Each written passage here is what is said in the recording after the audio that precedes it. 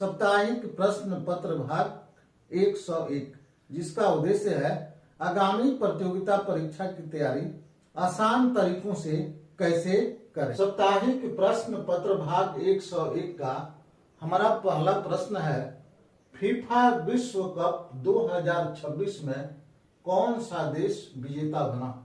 जिसका A option है Germany, जिसका बी ऑप्शन है ब्राजील, जिसका सी ऑप्शन है अर्जेंटीना और जिसका डी ऑप्शन है स्पेन। तो इस प्रश्न का सही जवाब है option D Spain. FIFA world cup 2022 में स्पेन देश दूसरी बार विजेता बना है। हमारा ए ऑप्शन है जर्मनी। जर्मनी देश वर्तमान समय तक 4 बार विजेता बना है और लास्ट 2014 में विजेता बना है। हमारा बी ऑप्शन है ब्राजील और ब्राजील 2002 में बना है, लेकिन 2002 में यह 5वीं बार विजेता बना था। कितना सी ऑप्शन है अर्जेंटीना और अर्जेंटीना अंतिम बार विजेता 2022 में बना था। अभी तक अर्जेंटीना फीफा विश्व कप का विजेता 3 बार रह चुका है। और हमारा लास्ट ऑप्शन है Spain. Spain FIFA world cup 2026 का विजेता है और यह दूसरी बार फीफा वर्ल्ड कप का विजेता बना है। हमारा दूसरा प्रश्न है, अंधेर नगरी पुस्तक के लेखक कौन है।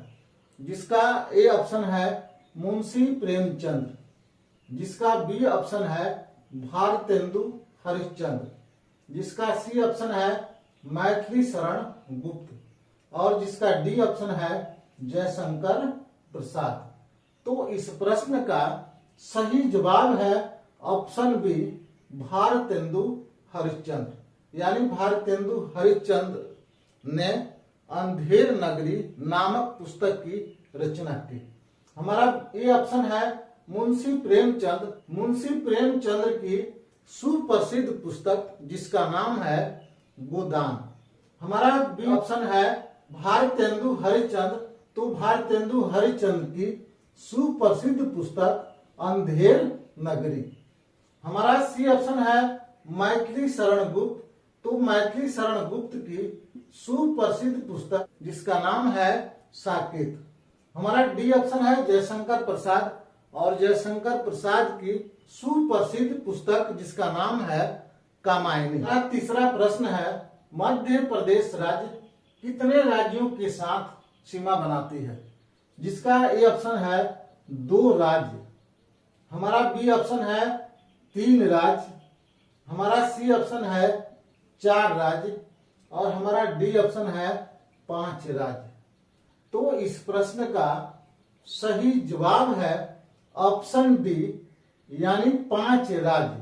मध्य प्रदेश राज्य 5 राज्यों के साथ सीमा बनाती है। जिसका पहला राज्य उत्तर प्रदेश, दूसरा राज्य छत्तीसगढ़, तीसरा राज्य महाराष्ट्र, चौथा राज्य गुजरात और 5वां राज्य राजस्थान। यानी इन्हीं राज्यों के साथ मध्य प्रदेश राज्य अपनी सीमा बनाती है। हमारा ये ऑप्शन है 2 राज्य और 2 राज्यों के साथ सीमा बनाने वाली राज्य का नाम है उत्तराखंड। यानी उत्तराखंड राज्य 2 राज्यों के साथ अपनी सीमा बनाती है। हमारा बी ऑप्शन है 3 राज्य और 3 राज्यों के साथ सीमा बनाने वाले राज्य का नाम है बिहार। यानी बिहार राज्य 3 राज्यों के साथ अपनी सीमा बनाती है। हमारा सी ऑप्शन है 4 राज्य और 4 राज्यों के साथ अपनी सीमा बनाने वाले राज्य का नाम है हरियाणा। यानी हरियाणा राज्य 4 राज्यों के साथ अपनी सीमा बनाता है। और हमारा डी ऑप्शन है 5 राज्य। तो 5 राज्यों के साथ अपनी सीमा बनाने वाले राज्य का नाम है मध्य प्रदेश। क्या नाम है? मध्य प्रदेश। यानी मध्य प्रदेश 5 राज्यों के साथ अपनी सीमा बनाता है। हमारा चौथा प्रश्न है, कारगिल विजय दिवस कब मनाया जाता है? जिसका ए ऑप्शन है 15 जुलाई, जिसका बी ऑप्शन है 20 जुलाई, जिसका सी ऑप्शन है 26 जुलाई और जिसका डी ऑप्शन है 28 जुलाई। तो इस प्रश्न का सही जवाब है ऑप्शन सी 26 जुलाई, यानी 26 जुलाई को कारगिल विजय दिवस मनाया जाता है। हमारा ए ऑप्शन है 15 जुलाई, तो 15 जुलाई को विश्व युवा कौशल दिवस मनाया जाता है। हमारा बी ऑप्शन है 20 जुलाई, तो 20 जुलाई को विश्व शतरंज दिवस के रूप में मनाया जाता है। और हमारा सी ऑप्शन है 26 जुलाई, 26 जुलाई को कारगिल दिवस के रूप में मनाया जाता है। और हमारा डी ऑप्शन है 28 जुलाई, तो 28 जुलाई को विश्व हेपेटाइटिस दिवस के रूप में मनाया जाता है। हमारा पांचवा प्रश्न है पानी का रासायनिक सूत्र क्या है, जिसका ए ऑप्शन है CO2, जिसका बी ऑप्शन है H2O, जिसका सी ऑप्शन है O2 और जिसका डी ऑप्शन है SO2। तो इस प्रश्न का सही जवाब है ऑप्शन बी H2O, यानी H2O पानी का रासायनिक सूत्र है।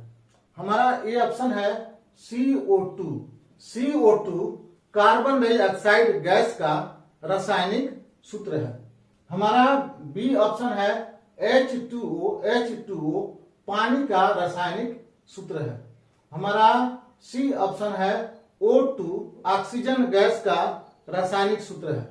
हमारा डी ऑप्शन है SO2, SO2 sulphur dioxide gas का रासायनिक सूत्र है। हमारा छठा प्रश्न है श्री नीतीश कुमार बिहार राज्य के किस क्रम के मुख्यमंत्री थे। तो हमारा ए ऑप्शन है 20वें क्रम, हमारा बी ऑप्शन है 21वें क्रम, जिसका सी ऑप्शन है 22वें क्रम और जिसका डी ऑप्शन है 23वें क्रम। तो इस प्रश्न का सही जवाब है ऑप्शन सी 22वें क्रम, यानी श्री नीतीश कुमार बिहार राज्य के 22वें क्रम के मुख्यमंत्री थे। हमारा ए ऑप्शन है 20वें क्रम, यानी 20वें क्रम के मुख्यमंत्री श्री लालू प्रसाद यादव। हमारा बी ऑप्शन है 21वें क्रम, यानी 21वें क्रम के मुख्यमंत्री श्रीमती राबड़ी देवी। हमारा सी ऑप्शन है 22वें क्रम, तो 22वें क्रम के मुख्यमंत्री श्री नीतीश कुमार। हमारा डी ऑप्शन है 23वें क्रम, तो 23वें क्रम के मुख्यमंत्री श्री जीतन राम मांझी। सातवां प्रश्न है चाय में कौन सा उत्तेजक तत्व होता है, जिसका ए ऑप्शन है निकोटिन, जिसका बी ऑप्शन है कैफीन, जिसका सी ऑप्शन है अल्कोहल और जिसका डी ऑप्शन है मॉर्फिन। तो इस प्रश्न का सही जवाब है ऑप्शन बी कैफीन, यानी कैफीन उत्तेजक तत्व चाय में होता है। हमारा ए ऑप्शन है निकोटिन, तो निकोटिन नामक उत्तेजक तत्व तंबाकू में पाया जाता है। हमारा बी ऑप्शन है कैफीन, कैफीन चाय में पाया जाता है। हमारा सी ऑप्शन है अल्कोहल, अल्कोहल शराब में पाया जाता है। और हमारा डी ऑप्शन है मॉर्फिन, मॉर्फिन उत्तेजक तत्व अफीम में पाया जाता है। हमारा आठवां प्रश्न है वस्तु एवं सेवा कर जीएसटी किस संविधान संशोधन अधिनियम के तहत लागू हुआ, जिसका ए ऑप्शन है 100वां संविधान संशोधन। हमारा बी ऑप्शन है 101वां संविधान संशोधन, जिसका सी ऑप्शन है 102 संविधान संशोधन और जिसका डी ऑप्शन है 103वां संविधान संशोधन। तो इस प्रश्न का सही जवाब है ऑप्शन बी 101वां संविधान संशोधन, जिसके अंतर्गत वस्तु एवं सेवा कर जीएसटी को संवैधानिक दर्जा दिया गया। हमारा ये ऑप्शन है 100वां संविधान संशोधन, तो 100वां संविधान संशोधन के अंतर्गत भारत एवं बांग्लादेश सीमा समझौता अधिनियम को संवैधानिक दर्जा दिया गया। हमारा बी ऑप्शन है 101वां संविधान संशोधन। तो 101वां संविधान संशोधन के अंतर्गत वस्तु एवं सेवा कर को संवैधानिक दर्जा दिया गया। हमारा सी ऑप्शन है 102वां संविधान संशोधन और इस संविधान संशोधन के अंतर्गत राष्ट्रीय पिछड़ा वर्ग आयोग को संवैधानिक दर्जा दिया गया। हमारा डी ऑप्शन है 103वां संविधान संशोधन। तो 103वां संविधान संशोधन के अंतर्गत आर्थिक रूप से पिछड़े हुए कमजोर वर्ग के विद्यार्थियों के लिए 10% आरक्षण का प्रावधान का संवैधानिक दर्जा 103वां संविधान संशोधन के अंतर्गत दिया गया। हमारा 9वां प्रश्न है संतोष ट्रॉफी किस खेल से संबंधित है? जिसका ए ऑप्शन है हॉकी, जिसका बी ऑप्शन है फुटबॉल, जिसका सी ऑप्शन है क्रिकेट और जिसका डी ऑप्शन है उपयुक्त में कोई नहीं। तो इस प्रश्न का सही जवाब है ऑप्शन बी फुटबॉल, यानी फुटबॉल खेल से संबंधित संतोष ट्रॉफी है।